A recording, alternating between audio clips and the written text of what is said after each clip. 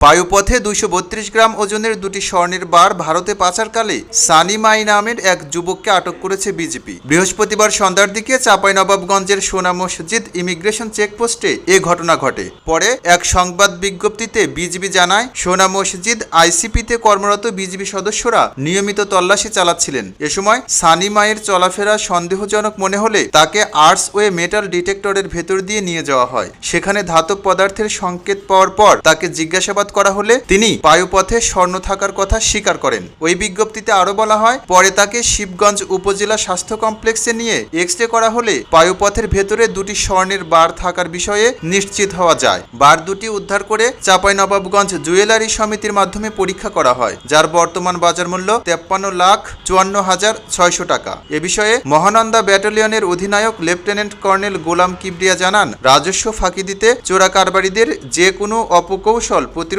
BGB সজাগ রয়েছে। আটক ব্যক্তির বিরুদ্ধে মামলা করে তাকে শিবগঞ্জ থানায় হস্তান্তর করা হয়েছে।